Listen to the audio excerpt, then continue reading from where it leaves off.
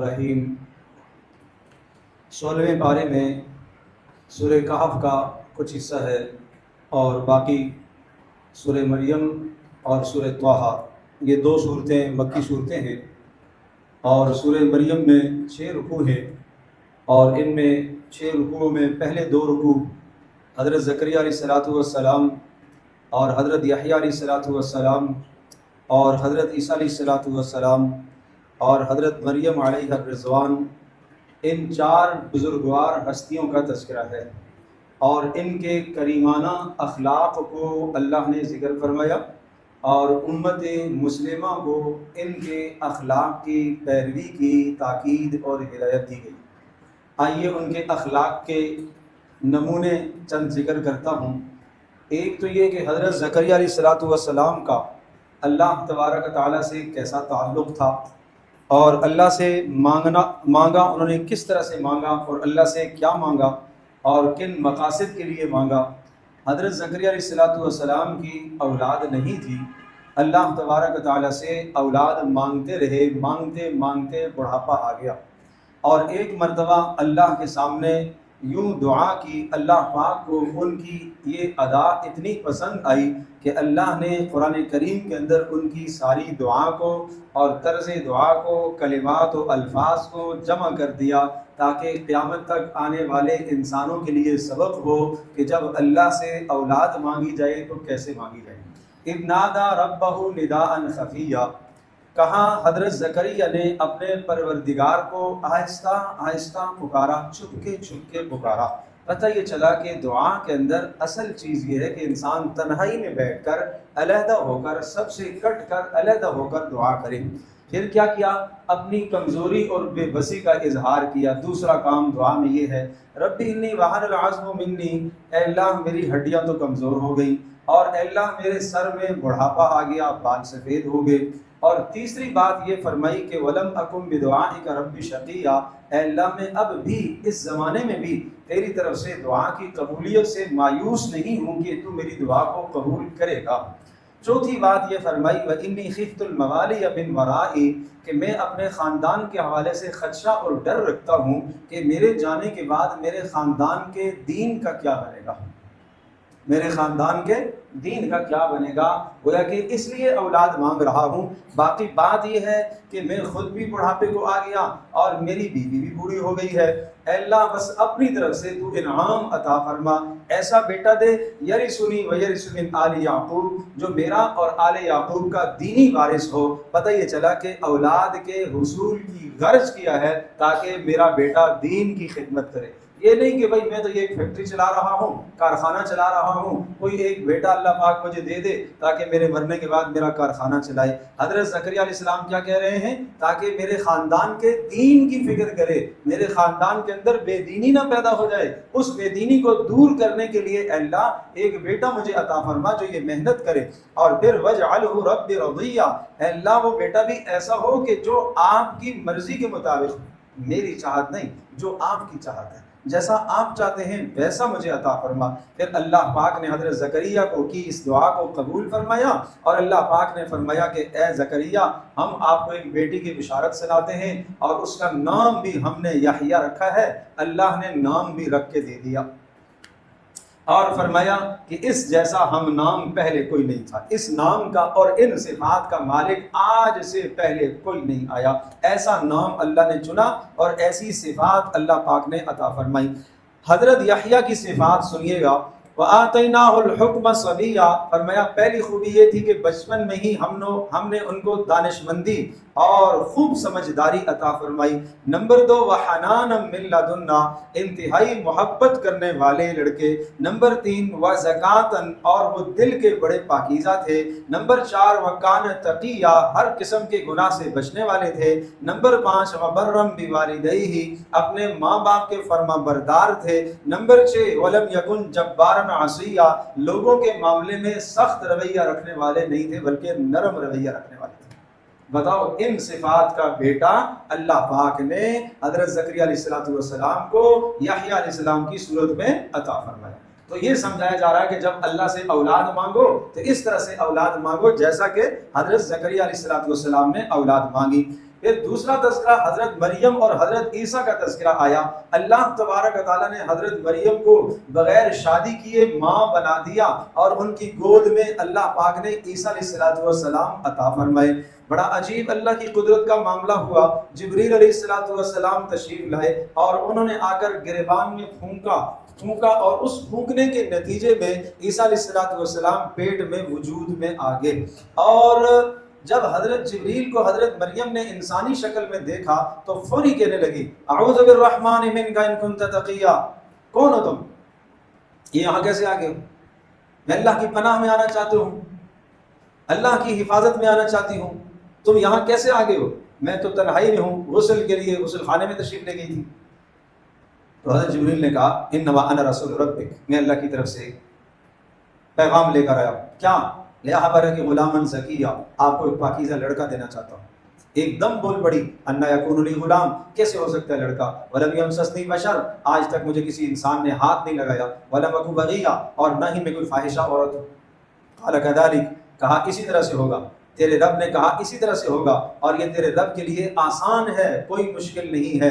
اسی لمحے امید سے ہو گئی اور درد ذہن میں مبتلا ہو گئی، اسی لمحے فَأَجَاءَ الْمَخَاضُ إِلَىٰ جِذْعِ النَّخْلَةِ، وہ جو 9 ماہ کی مسافت لمحوں میں طے ہو گئی، اور فرمایا کہ تکلیف جب پیٹ میں ہوئی تو ایک کھجور کے تنے کے پاس آئیں اور کہنے لگی ہائے کاش اگر میں مر جاتی آج سے پہلے تو اچھا ہوتا، اس لیے کہ میں کیا قوم کو شکل دکھاؤں گی، اس لیے کہ عزت دار بیٹی جو ہوا کرتی ہے اسے اس بات کا اندیشہ ہوا کرتا ہے کہ اوپر ایک الزام آ رہا ہے، قوم کے سامنے کیا جواب دوں گی۔ فناداها من تحتها، اللہ تبارک تعالیٰ نے یہ آواز دی کہ اے مریم غم نہ کرنا، اور یہ چشمہ ہے اس سے پانی پی، اور باقی یہ جو تنا ہے کھجور کا، یہ بات بڑی اہم ہے سننے کی ہے، یہ کھجور کا تنا ہے، اس کو تم جھنجھوڑو اور ہلاؤ اور یہ تر و تازہ کھجوریں تمہارے اوپر گرائے گا۔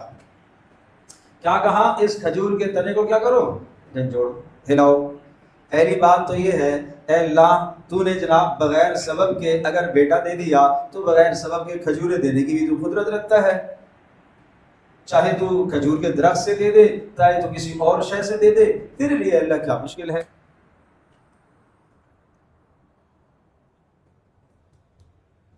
اللہم صلی علی سیدنا مولانا محمد وعلی آل سیدنا مولانا محمد وبارک وسلم۔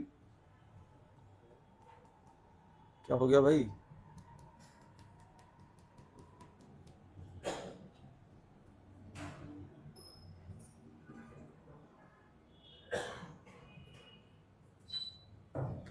تو اللہ تیرے لیے کیا مشکل ہے؟ کہا کہ نہیں، آپ کھجور کے تنے کو حرکت دو، جھنجھوڑو اس کو۔ کھجور کا تنا ایک مرد سے نہیں ہلتا، اس لیے کہ کتنا سخت ہوتا ہے وہ، اور پھر چاہے کہ عورت، اور پھر عورت بھی درد ذیل میں مبتلا ہو، زچگی میں مبتلا ہے، اس وقت تو ویسے بھی کمزوری ہے۔ مگر سمجھانا مقصود یہ تھا کہ یہ دنیا ہے دار الاسباب، تم سبب اختیار کرو، اس کو ہلاؤ، یہ ہے سبب اختیار کرنا، باقی روزی تمہیں اللہ دے گا۔ یہ سبق سمجھانا تھا کہ اس دنیا میں رزق کے لیے آپ سبب اختیار کرو، حلال سبب اختیار کرو، جو اللہ نے سبب بتایا، رسول اللہ صلی اللہ علیہ وسلم نے سبب بتایا، اس سبب کو اختیار کرو، اور بھروسہ اس سبب پر نہ کرو بلکہ بھروسہ اللہ کی ذات پر کرو۔ یہ سبق سمجھانا مقصود تھا، اس لیے کہا۔ چنانچہ کھجوریں بھی تازہ ہو گئی، اور اسی طرح سے پانی بھی میسر ہو گیا، اور جناب عیسیٰ علیہ السلام کی ولادت بھی ہو گئی، اور کھجور کے ذریعے سے جو کمزوری عورت کو ہوتی ہے وہ کمزوری بھی دور ہو گئی۔ اور اس کے بعد جناب فَأَتَتْ بِهِ قَوْمَهَا تَحْمِلُ، اللہ کا حکم تھا کہ بھائی اب اس بچے کو لے کر اپنی قوم کے پاس جاؤ۔ اے اللہ قوم کے پاس لے کر تو جاؤں گی، مگر لوگ مجھے کیا کہیں گے؟ تو کہا کہ جو تجھ سے یہ پوچھے تو کہہ دینا میرا روزہ ہے، اور اس زمانے میں روزہ بولنے کا بھی روزہ ہوتا تھا۔ چنانچہ قوم کے پاس لے کے آئیں، اور قوم نے ایک دم شور شرابہ مچانا شروع کر دیا، ہنگامہ برپا ہو گیا۔ اے مریم یہ کیا؟ ماں کا نہ وہ کی امراسو، آپ کا باپ بھی گندا آدمی نہیں تھا، نہ آپ کی ماں فاحشہ تھی، پر یہ اولاد کیسے آ گئی، یہ بچہ کیسے آ گیا؟ فاشارت الیہ، حضرت مریم نے بچے کی طرف اشارہ کیا، اسی سے پوچھو یہ جہاں سے آیا، کیسے آیا، کیوں آیا؟ قوم کہنے لگی ہم کیسے اس سے پوچھیں، یہ تو جناب بول نہیں سکتا، چند لمحوں کا بچہ ہے۔ عیسیٰ علیہ السلام از خود بول پڑے، کہا انی عبد اللہ، میں اللہ کا بندہ ہوں، میں ابن اللہ، اللہ کا بیٹا نہیں ہوں، اللہ کا بندہ ہوں، اللہ کا بندہ ہوں، بندگی میری صفت ہے۔ نمبر 2 آتانی الکتاب، اللہ نے مجھے کتاب دی۔ نمبر 3 وجعلنی نبیا، اللہ نے مجھے نبی بنایا۔ نمبر 4 وجعلنی مبارکا اینما کنت، اللہ نے مجھے بابرکت بنایا ہے۔ اور نمبر 5 واوصانی بالصلاۃ، اور میرا تعارف میں نمازی ہوں، میں نمازی ہوں، اللہ نے مجھے نماز کا حکم دیا، والزکاۃ، اور زکوٰۃ کا حکم۔ ایک بچہ اپنا تعارف نماز سے کرا رہا ہے۔ آج کا میرا جوان، آج کا میرا بچہ نماز کے ذریعے سے اپنا تعارف کراتا ہے کہ میں نمازی ہوں، میں فلاں مسجد میں رہنے والا ہوں، فلاں مسجد کے پاس رہتا ہوں، میں فلاں جگہ۔ مسجد کا تو نام ہی نہیں آتا آج کل۔ اللہ اکبر۔ وبرم بوالدتی، میں اپنی ماں کا فرما بردار ہوں۔ بچہ تعارف کرا رہا، میں اپنی ماں کا فرما بردار ہوں۔ یہ نئی نسل کو سمجھایا جا رہا ہے کہ اپنے اندر نماز کو پیدا کرو، اپنے اندر دینا، صدقہ دینے کو پیدا کرو، اپنی ماں کے فرما بردار رہا کرو۔ یحییٰ علیہ السلام کے واقعے سے سمجھایا ماں اور باپ دونوں کی فرما برداری کیا کرو، جبار ظالم مت بنا کرو، بد نصیب مت بنا کرو۔ فرمایا ذالک عیسیٰ ابن مریم، یہ ہیں عیسیٰ ابن مریم جو اللہ کے بندے ہیں۔ لوگوں نے ان کو اللہ کا بیٹا تصور کر لیا۔ فرمایا اللہ تو اس بات سے پاک ہے، اللہ اس بات سے پاک ہے کہ اللہ کے لیے کوئی اولاد تصور کی جائے۔ اللہم صلی علی محمد انا للہ۔ اس کے بعد حضرت ابراہیم علیہ السلام کا واقعہ ہے۔ ابراہیم علیہ السلام نے اپنے گھر کی اصلاح کیسے کی؟ باپ کفر پر ہے، کس انداز سے پیار سے محبت سے سمجھایا۔ میرے دوستو عزیزو جوانو، اگر آپ کسی اچھے ماحول میں جڑ کر آپ نیک بن گئے ہو، اور اگر گھر میں دینداری نہیں ہے تو گھر میں دینداری ادب کے ساتھ پیدا کرنے کی ضرورت ہے۔ آداب بجا لایا کرو، اپنے باپ کے ماں کے آداب۔ ابراہیم کہہ رہے یا ابتی، اے میرے پیارے ابا جان، آپ کیوں ان کی پوجا کرتے ہیں جو نہ سنتے ہیں نہ دیکھتے ہیں نہ کوئی فائدہ دیتے ہیں؟ اے میرے پیارے ابا جان، الفاظ کا چناؤ دیکھیے گا۔ اے میرے پیارے ابا جان، الفاظ کا چناؤ دیکھیے گا۔ اے میرے پیارے ابا، کیا میرے پاس تو علم آیا ہے، وحی آئی ہے، آپ اگر میری وحی کی اتباع کریں تو آپ کامیاب ہو جائیں گے۔ اے میرے پیارے والد محترم، آپ شیطان کے نقشے پر نہ چلیں، نقش قدم پر نہ چلیں، اس لیے کہ شیطان تو رحمان کا نافرمان ہے۔ اے میرے پیارے والد محترم، مجھے ڈر لگتا ہے کہ رحمان کا عذاب آپ کو نہ آ کے پہنچے، اور پھر کہیں ایسا نہ ہو کہ آپ شیطان ہی کے ہم نوا بن جائیں۔ اب ابراہیم علیہ السلام کو باپ کی طرف سے سختی آئی۔ راغب انت عن آلہتی یا ابراہیم، اے ابراہیم، میرے معبودوں کو برا بلا کہنے سے باز آتے ہو کہ نہیں؟ اگر نہیں باز آتے ہو تو پتھر مار کر سنسار کر دوں گا، ساری زندگی گھر سے نکال دوں گا۔ ابراہیم علیہ السلام نے یہ دھمکی برداشت کی، یہ مشقت جھیلی، اور ابراہیم علیہ السلام نے کہا ٹھیک ہے جی، سلام علیک۔ بس آخری جملہ یہ کہا کہ بس اللہ کی طرف سے آپ پر سلامتی ہی سلامتی ہو، میں آپ کے لیے اپنے پروردگار سے بخشش کی دعائیں کرتا رہوں گا، اور کرتے رہے جب تک اللہ نے منع نہیں کیا، کرتے رہے۔ اب کیا ہوا؟ کتنی بڑی قربانی دی، خاندان چھوڑا، باپ کو چھوڑا، خاندان سارا چھوڑا۔ اس چھوڑنے کے نتیجے میں فرمایا ہم نے ابراہیم کو نیا خاندان دیا ہے، وَوَهَبْنَا لَهُ إِسْحَاقَ وَيَعْقُوبَ، ہم نے بیٹا اسحاق دیا، پوتا یعقوب دیا، اور ان سے آگے نبیوں کی نسل چلی ہے۔ جو آدمی قربانی دیتا ہے نا، اللہ تبارک تعالیٰ قدردان ہے۔ پھر موسیٰ علیہ السلام کا تذکرہ، اور اسی طرح سے ہارون علیہ السلام کا، اسماعیل علیہ السلام کا، ادریس علیہ السلام کا، اور یعقوب علیہ السلام، نوح علیہ السلام، ابراہیم علیہ السلام۔ یہاں پر یوں سمجھ لو کہ 16 نبیوں کا تذکرہ ہے۔ یہ ایک خوبصورت ایک گلدستہ ہے، ایک خوبصورت فریم ہے جس میں 16 نبیوں کا ذکر ہے، اور یہ 16 نبیوں کا ذکر کر کے اللہ نے سمجھایا کیا ہے؟ یہ ہے بات سمجھنے کی، یہ ہے سورہ مریم کا لب لباب اور خلاصہ کہ اتنے انبیاء کا تذکرہ کر کے اے اللہ تو کیا سمجھانا چاہ رہا ہے؟ فرمایا بلند مقام ہے نا نبیوں کے، نہیں سمجھے؟ گناہوں سے معصوم ہے نا، گناہوں سے پاک ہے نا، اللہ کے برگزیدہ ہیں، اللہ کے مقرب ہیں، مگر اس کے باوجود بھی جب اللہ کا حکم سنتے تھے تو اللہ کے حکم کے سامنے جھک جایا کرتے تھے۔ بس یہ بات اسی پر سجدہ ہے، یہ جو ہم نے سجدہ کیا نا وہ اسی پر ہے۔ جب یہ رحمان کی آیات سنتے تھے، اللہ کی آیات کو سنتے تھے تو روتے تھے، سجدوں میں گر جاتے تھے، رکوعوں میں گر جاتے تھے، سجدوں میں آ جایا کرتے تھے۔ اللہ کی آیات میں کیا ہے؟ عذاب کا تذکرہ آتا تو اللہ پاک کسی عذاب کی پناہ مانگتے، رحمت کا تذکرہ آتا اللہ سے رحمت کا سوال کرتے۔ یہ کام ہے نبیوں کا، یہ انبیاء کی سیرت ہے، یہ سمجھایا جا رہا ہے۔ جب سمجھ میں آئے گا تو ہم ان کے نقش قدم پر چلیں گے نا۔ ہمیں کیا معلوم کہ یہاں 16ویں پارے میں جو سجدہ آتا ہے کیوں سجدہ آتا ہے، کیوں سجدہ کیا ہم نے؟ تو سن لو، نبیوں نے سجدہ کیا، اللہ کی آیات کو سن کر، احکامات سن کر اللہ کے حکموں کے سامنے جھکے ہیں، لہٰذا مجھے اور آپ کو نبیوں کی اتباع میں جھکنے کا حکم۔ اب اگلی بات سنیے گا بھائی، اگلی بات سنیے گا۔ تو نبیوں کا شیوا کیا بتایا؟ اللہ کی آیات، اللہ کے احکام، اللہ پاک کی تعلیمات کے سامنے کیا کرتے تھے؟ جھکنے والے تھے۔ اب آگے ان کی نسلیں کیسی ہو گئی؟ خراب ہو گئی، نسلوں میں بگاڑ آ گیا، جانشینوں میں بگاڑ آ گیا، ماتحتوں میں بگاڑ آ گیا۔ نبیوں کے جانے کے بعد، دنیا سے چلے جانے کے بعد، اولادوں میں، پوتوں میں، پڑ پوتوں میں، نواسوں میں، پڑ نواسوں میں، بعد کی نسلوں میں فساد آیا۔ کیوں فساد آیا؟ دو گناہوں کی وجہ سے۔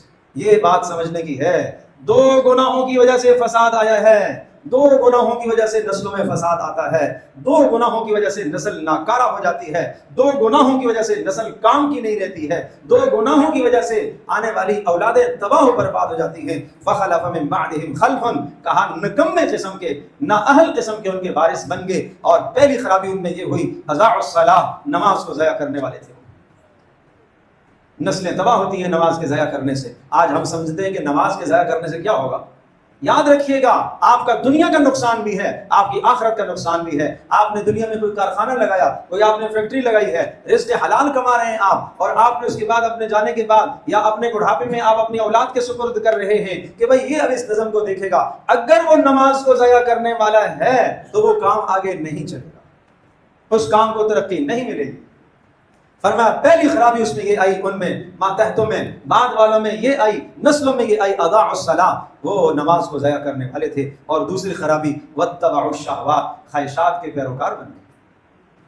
جیسے آباء و اجداد نے جس طرح سے مال خرچ کرتے تھے، ایسے نہیں، اپنی خواہش کے مطابق، جیسے چاہا، جہاں چاہا لگایا، جس طرح سے چاہا لگایا، نہ کوئی پوچھنے والا، اس لیے کہ جناب باپ دادا کی فیکٹری، باپ دادا کی جناب میراث میں یہ سب کچھ ملا ہے، سفید سیاہ کے مالک بن بیٹھے، کوئی پوچھنے والا نہیں ہے۔ واتبعوا الشہوات، خواہشات کے پیروکار بن گئے۔ تو یہ دو برائیاں نسلوں کو تباہ کرتی ہیں۔ آؤ ہم اپنی نسلوں کو فکر کریں، اپنی نسلوں میں نماز پیدا کرو، نماز کی فکر کرو، اور اپنی نسلوں کو خواہشات کا پجاری مت بناؤ۔ اللہ نے اگر صلاحیت دی ہے، طاقت دی ہے، بیٹے کی ہر خواہش پوری کرتے ہو، بچہ چھوٹا ہے اس کی ہر چاہت پوری کرتے ہو، یہ بھی عید کے موقع پر لے کے دیا، یہ بھی لے کے دے دیا، یہ بھی لے کے دے دیا، کیا کرے جی بچہ ہے۔ جائز خواہشات تم نے پوری کی ہیں، مگر کسی جگہ پر بچے کو روکنا پڑے گا، ورنہ وہ خواہشات کا پٹھو بنتا چلا جائے گا، وہ خواہشات کا پیروکار بنے۔ جائز خواہش آج پوری کر لو، کل چھوڑ دو، کہیں رکاوٹ تو ڈالو نا اس کو، کہیں اس کی خواہش پر آپ قدم تو رکھو، اور اگر نہیں رکھیں گے تو بس یہ خواہشات کا پیروکار بنتا چلا جائے گا، بنتا چلا جائے گا۔ تو یہ سورہ مریم کا جو لب لباب سمجھایا وہ یہ ہے۔ اس کے بعد سورہ طٰہٰ، مکی سورت، اس میں ابتدائی وہ آیات ہیں، اللہ اکبر، رسول اللہ صلی اللہ تعالیٰ علیہ وسلم نے ارشاد فرمایا، جب اللہ پاک نے ابھی کائنات کو پیدا نہیں کیا تھا، آسمان و زمین کو اللہ نے پیدا نہیں کیا تھا، آسمان و زمین کی تخلیق سے 2000 سال پہلے اللہ نے سورہ طٰہٰ اور سورہ یاسین از خود تلاوت فرمائی، اور ملائکہ نے یہ کلام سنا اور کہنے لگے طوبیٰ طوبیٰ للألسنہ، خوش نصیب ہیں وہ زبانیں جن کی زبانوں پر یہ کلام جاری ہوگا، اور وہ سینے خوش نصیب ہیں جن میں یہ کلام محفوظ ہوگا، اور وہ امت خوش نصیب ہے جس پر اسے اتارا جائے گا۔ یہ ہے سورہ طٰہٰ۔ اللہ لا الہ الا ہو لہ الاسماء الحسنی، اللہ وہ ذات ہے کہ جس کے بڑے پیارے پیارے صفاتی نام ہیں۔ پھر حضرت موسیٰ علیہ السلام کی بہت ابتدائی زندگی کو اللہ پاک نے یہاں پر ذکر فرمایا، اور اس ابتدائی زندگی کو اور پھر موسیٰ علیہ السلام پر ہونے والے احسانات کو ذکر کرتے ہوئے پھر موسیٰ علیہ السلام کی دعوت کو ذکر فرمایا، پھر موسیٰ علیہ السلام کے مد مقابل فرعون کی تباہی کو ذکر فرمایا، موسیٰ علیہ السلام کی پیدائش، موسیٰ علیہ السلام کی جوانی، پھر موسیٰ علیہ السلام کا 30 سال کی عمر میں ہونا، پھر مصر سے مدین چلے جانا، پھر مدین سے واپس مصر آنا، پھر آ کر 40 سال کی عمر میں نبوت کا ملنا، اور پھر فرعون کو سمجھاتے 40 سال کا لگ جانا۔ 40 سال پہلے کی عمر، 40 سال نبوت کے بعد کی عمر، یہ 80 سال کا زمانہ لگ گیا، تب جا کے فرعون کی تباہی ہوئی۔ سمجھانا مقصود یہ ہے کہ اس دنیا میں جلدی مت کیا کرو، آج دعا کرو اور فوری قبول ہو جائے، جلد بازی مت کیا کرو۔ جلد بازی، اللہ نے ہر شے کا ایک وقت رکھا ہوا ہے، ایک وقت مقررہ ہے، اس وقت مقررہ سے پہلے کوئی فیصلہ نہیں ہوتا۔ اور پھر آخر میں ومن اعرض عن ذکری، اللہ پاک میری، آپ کی، بزرگوں کی، جوانوں کی، سب کی حفاظت فرمائے۔ اس آیت کو سن لو، ومن اعرض عن ذکری، جو میرے قرآن سے اعراض کرے گا، کیا سزا یا اللہ؟ فإن له معیشۃ ضنکا، اس کی دنیا کی زندگی میں تنگ کر دو۔ سارے اسباب سکون کے ہونے کے باوجود بھی سکون میسر نہیں، خوف پھیلا ہوا ہے، ڈر پھیلا ہوا ہے، تنگ دستی ہے، فقر ہے، ہر شے کے اسباب موجود ہیں، مگر چین سکون چھن گیا زندگیوں سے۔ یہ قرآن کریم سے اعراض کرنے کا لازمی نتیجہ ہے۔ اور فرمایا قیامت میں پھر میں اسے اندھا اٹھاؤں گا، اور جب یہ کہے گا اللہ دنیا میں میں دیکھا کرتا تھا، یا اللہ تو نے یہاں اندھا کیوں اٹھایا؟ تو اللہ پاک فرمائے گا میری آیات تیرے پاس آئی تھی نا، میرے احکام، میرا قرآن آیا تھا، تو نے اس سے منہ موڑا تھا، آج تجھ سے میں نے بھی منہ موڑ لیا۔ اللہ ہماری حفاظت فرمائے۔ تو قرآن کی طرف رجوع کرو، قرآن کی طرف رجوع کرو، سیکھو اس کو، اللہ کے کلام کو سیکھو۔ اور آخر میں پھر گھر کی زندگی کو بہتر کیسے بنایا جائے، آؤ وہ چند اصول سن لو۔ نمبر 1، فاصبر علی ما یقولون، جو بات کوئی کہے صبر کر لیا کرو۔ اپنے گھر میں، اپنے محلے میں دین کی بات سمجھاتے رہو، کہتے رہو، اگر تمہیں کوئی آگے سے کچھ بول دے صبر کر لو۔ نمبر 2، وسبح بحمد ربک قبل طلوع الشمس وقبل غروبها، صبح اور شام ہر نمازوں کے ساتھ اللہ کی تسبیح کیا کرو، تمہارے اندر کا جو غم ہے وہ چھٹے گا۔ سبحان اللہ وبحمدہ، سبحان اللہ العظیم پڑھا کرو، تمہارا غم ہلکا ہو جائے گا۔ نمبر 3، ولا تمدن عینیک الی ما متعنا به ازواجا منهم، دیکھو تم دین پر جب چلو گے تو تنگی بھی آئے گی، مشکل بھی آئے گی۔ دنیا داروں کے مال کو دیکھ کر یہ مت کہنا کہ اللہ ان کو کیوں دیا ہوا ہے، مجھے کیوں نہیں دیا۔ فرمایا لنفتنہم فیہ، ان کو اس لیے دیا تاکہ ہم ان کا امتحان لیں۔ ورزق ربک خیر وابقا، تیرے رب نے آخرت میں جو تیرے لیے تیار کر کے رکھا ہے وہ زیادہ بہتر ہے، اس کا انتظار کر۔ چوتھی بات، وَأْمُرْ أَهْلَكَ بِالصَّلَاةِ وَاصْطَبِرْ عَلَيْهَا، دیکھ اپنے گھر والوں کو نماز کا حکم کرتے رہنا اور خود بھی اس کا پابند رہنا، اپنے گھر میں نماز کا کہتے رہنا اور خود بھی اس کا پابند رہنا۔ لا نسألك رزقا، ہم آپ سے رزق نہیں چاہتے، ہم آپ کو رزق دیں گے مگر نماز پر دیں گے، مگر عمل پر دیں گے، سکون کا رزق دیں گے۔ تو یہ گھر کے سدھار کے اصول سمجھائے۔ نمبر 1، دین کی دعوت گھر میں دیتے رہو، جو کوئی کہے صبر کر لو۔ نمبر 2، اللہ کی تسبیح کرتے رہو۔ نمبر 3، دنیا کی چیزوں کی طرف توجہ مت کرو، تمہیں اللہ نے آخرت میں دینا ہے، بہت کچھ دینا ہے۔ اور نمبر 4، اپنے گھر میں نماز کا خاص طور پر حکم دیتے رہو تاکہ اللہ کی برکتیں نازل ہوں اور خود بھی نماز کے پابند رہنا۔ اللہ تبارک تعالی ہم سب کو عمل کرنے کی توفیق عطا فرمائے۔ الحمدللہ رب العالمین، والصلاة والسلام علی سید الانبیاء والمرسلین وعلی آلہ وصحبہ اجمعین۔ یا حی یا قیوم برحمتک نستغیث، اصلح لنا شأننا کلہ ولا تکلنا الی انفسنا طرفۃ عین۔ اے اللہ ہماری اس مجلس کو قبول فرما، اے اللہ جن لوگوں نے قرآن کریم نماز تراویح میں کھڑے ہو کے سنا ان کا سننا قبول فرما، اس کے بعد جو خلاصہ سنا ان کا سننا قبول فرما، اے اللہ عمل کی توفیق عطا فرما۔ اے اللہ ہم سب کی اولادوں کو نیک بنا، اے اللہ ہم سب کی اولادوں کو نیک بنا، اے اللہ ہم سب کی اولادوں کو نیک بنا۔ اے اللہ برے جان نشینوں سے ہماری حفاظت فرما، اے اللہ برے جان نشینوں سے ہماری حفاظت فرما۔ اے اللہ نماز کے ضائع کرنے سے ہماری حفاظت فرما، خواہشات کے پیروکار بننے سے ہماری حفاظت فرما، ہماری نسلوں کی بھی حفاظت فرما۔ اے اللہ ہماری اس مجلس کو قبول فرما۔ وصلی اللہ تعالی علی خیر خلق محمد۔